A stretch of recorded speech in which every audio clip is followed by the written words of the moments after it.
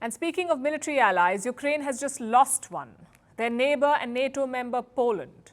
The breakup was brewing for a while now. It started when Poland banned the import of Ukrainian food grains. You see, Ukraine cannot export via sea. So they dumped their food grain in neighboring countries like Poland. But Poland said no more. Their farmers were losing out because of cheap Ukrainian grain.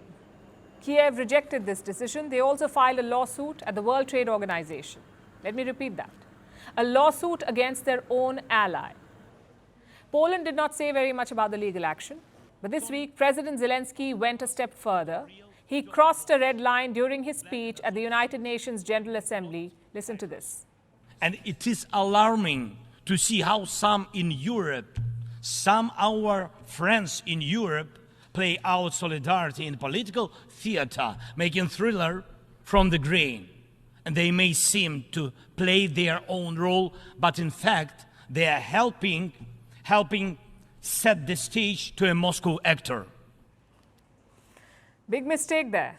Poland rejected Zelensky's statement.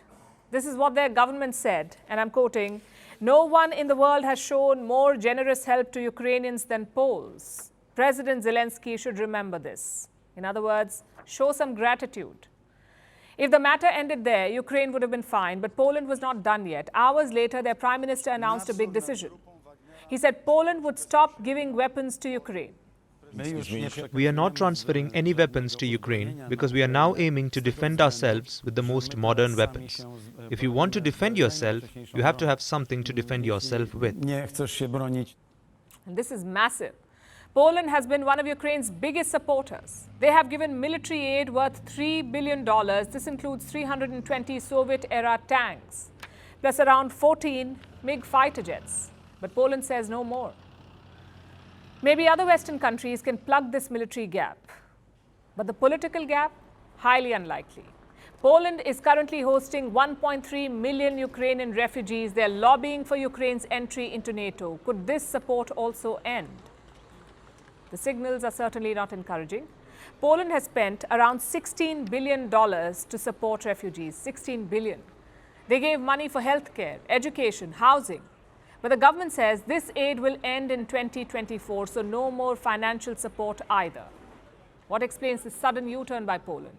Well, Ukraine's lawsuit is just one reason. Another reason is Poland's domestic politics. Elections are due next month, and the ruling party is facing a lot of pressure. People are not so thrilled about hosting refugees anymore. Last year, around 91% of Poles supported welcoming Ukrainian refugees. And this year, it's fallen to 69%. So supporting Ukraine is not that popular anymore. Having said that, Kiev too must take the blame. They're still in this war because of their allies, because of the weapons they got. So what Zelensky did was a diplomatic blunder. First, he filed a lawsuit against Poland. Then he raised the issue at the United Nations.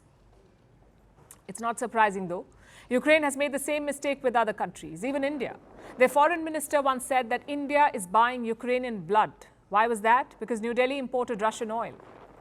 And recently, Zelensky's advisor also attacked India. He said India and China have, quote-unquote, weak intellectual potential. I guess he meant IQ. Kiev later rejected these comments. But you can see the broad trend. Now, we get that Ukraine is under a lot of pressure. They need all the support that they can get. But surely, such outbursts do not help. Plus, it's not like Ukraine has been isolated. NATO is very much behind them. And that support was on full display at the United Nations Security Council. Zelensky attended the UNSC meeting on Wednesday, his first in-person appearance there. Now, Albania is presiding over the council this month, the United Nations Security Council. They invited Zelensky to speak first, even before the permanent and non-permanent members. Russia objected to this. Listen to the exchange that followed.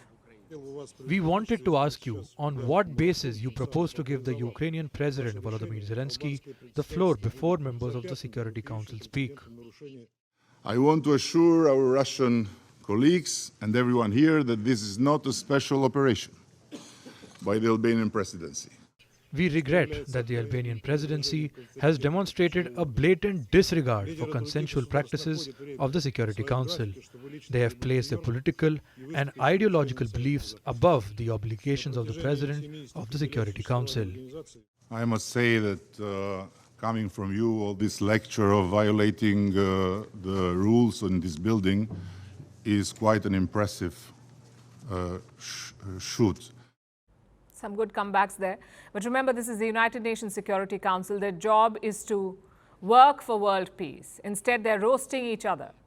Zelensky did manage to speak eventually. He said that countries waging war should lose their veto power. In other words, Russia's veto should be taken away.